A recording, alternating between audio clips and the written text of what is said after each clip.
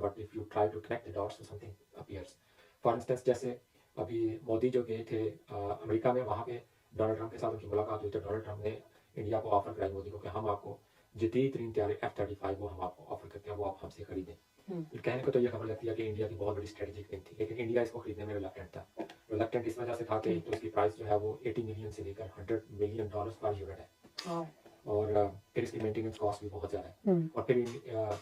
जो United states है वो टेक्नोलॉजी ट्रांसफर करके नहीं जाता, और फिर वो बड़ी उसको ओवरसाइट उसकी बड़ी स्ट्रिक्ट होती है। इंडिया इस सारी जो डील है उससे खुश नहीं था, मतलब he's reluctant to buy that because उसकी रीज़न और भी है कि इट जनरेट्स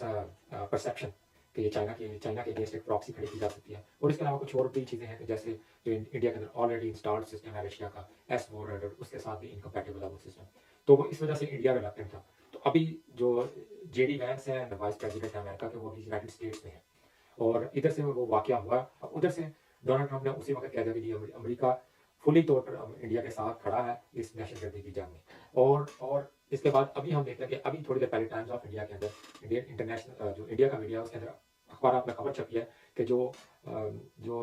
इंडियन एयरफोर्स है वो दिन ब दिन वीक हो रही है, उनके पास जो तैयारों की तादाद होनी चाहिए थी वो तैयारें इंडिया के पास नहीं है, ये अभी खबर छपी है। और अभी फिर जो वाइस प्रेसिडेंट उन्होंने कहा कि मैं अभी फिर थोड़ी देर बाद प्राइम मिनिस्टर मोदी से मिलूंगा, मुलाकात So he is in India. He is in India. So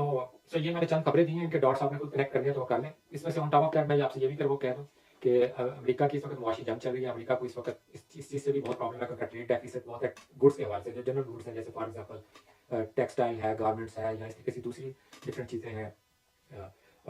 लेकिन जो अमेरिका जो पैसे बेच बनाता है वो एक्चुअली असला बेच के बनाता है, वो उसका सिग्निफिकेंट पोर्शन है। तो सर्विसेज इंटरनेट से रिलेटेड जो टेक्नोलॉजी से रिलेटेड सर्विसेज है उससे पैसा बनाता है, और ये असला बेच के बनाता है, तो ये उसकी बहुत बड़ी मार्केट है। ये मैंने कुछ इन्फॉर्मेशन आपको बता दी, मैं इस पर कोई अपनी राय नहीं देना चाहता, लेकिन ये भी एक पर्सपेक्टिव है। पाकिस्तान के बारे में कहा जाए कि पाकिस्तान ने ये करवाया, तो पाकिस्तान तो अभी खुद को बहुत से अंदरूनी चैलेंजेस है, पाकिस्तान को तो अभी बहुत सारा डिस्टेंस कवर करना, तो मेरा इस हवाले से ये मानना बड़ा मुश्किल है कि पाकिस्तान इसमें इन्वॉल्व। क्या कहना चाहिए, अमेरिका ने बेसिकली एक इंडिया को आर्म्स खरीदने के लिए मजबूर कर दिया कि देखें आपके मुल्क में तो टेररिज्म हो गई है, यू हैव टू बाय।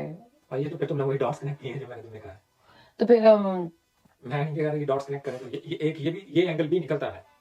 ना, जहाँ पे लोग ये कहते हैं ना जी पाकिस्तान ने टेररिज्म करवाई, जहाँ पे कुछ लोग ये कहते हैं ये इंडिया का फॉल्स फ्लैग है, वहाँ पे एक एंगल ये भी निकलता है जिसके बारे में मैंने इन्फॉर्मेशन दी। लेकिन ये बड़ा अलार्मिंग है कि अगर तो ये बात इतनी सही है कि अमेरिका सिर्फ अपनी बेच रहे आर्म्स, इस बात का एक ही हाल है